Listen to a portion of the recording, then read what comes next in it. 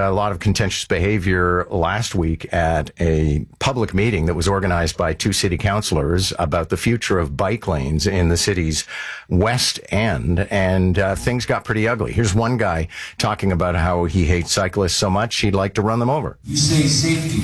What do you mean by safety? You're leaving it up to the drivers to be safe. We are safe. Have you seen some of the bikers that are out on the roads today? On the Queensway, they do what they call, I like to say, the Tour de France. They take up the whole lane. Personally, I'd like to run them over to get out of my way.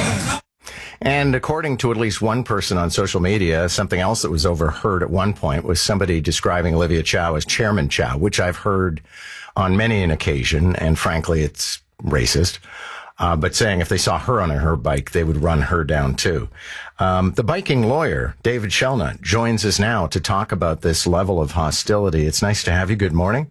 Morning, John. Good to speak with you. It's one thing to be opposed to taking away live lanes of traffic from motorists, and if you're a motorist, you can be upset about that.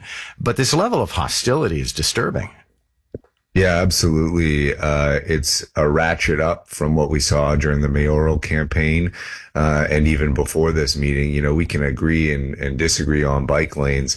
But the minute you start tossing around threats of violence, it becomes quite scary. And I can tell you, we represent more than a handful of people that have had motor vehicles weaponized against them, to cause great injury. And then, I mean, you get into this sort of anti-bicycle business, and it's, you know, nobody even wants to talk. But actually, let me get to a point here, which is the insistence that cyclists are all the rule breakers and motorists just have to put up with it. And frankly, there's no way to quantify this. And I see horrible cycling behavior, and I cuss people out when they bike on a sidewalk. But at the same time, the idea that cyclists are the sole violators here and the motorists are virtuous is ridiculous. No, I mean, anybody who's ever driven on the 401 knows that's not true. And I run my dog before 6 a.m. most mornings, and it's every morning I see a driver casually run through a red light. Okay, so, I mean, what's the way forward here? I don't know. If you hold a public forum on cycling and people talk about running cyclists over, we're not really having a conversation.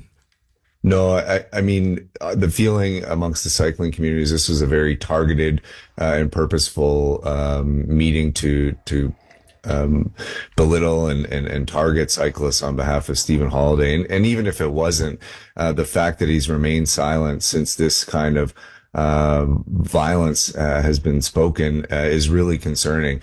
You know, we got a public official who has cyclists in his area, who had an event where threats of violence were spoken about a certain members of the population.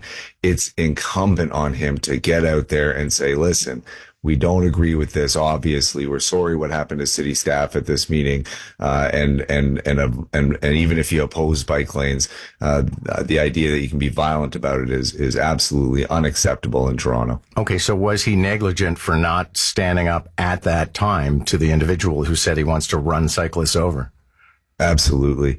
The minute that kind of talk gets tossed around, you got to jump right in there. You're a leader. You're elected to lead. You know, you've got to show some gumption and get in there and stop it. You know, you saw the faces of the city staff being berated as well. It's unacceptable for our civil servants to be treated in that way. Thank you for this. Good to have you. Yeah, have a great morning, John. Biking lawyer David Shelnut. He was not actually at that meeting on Thursday, but we've reached out, you know, right of reply to Stephen Holyday, the city councillor. He's been on the show on many occasions, so I imagine we may hear from him before the end of our show today. It's all part, though, of this trend, and I don't think it's reversible. And I've been using a phrase that incivility now seems to be considered a virtue. You know, people absolutely insulting each other, threats of violence, all kinds of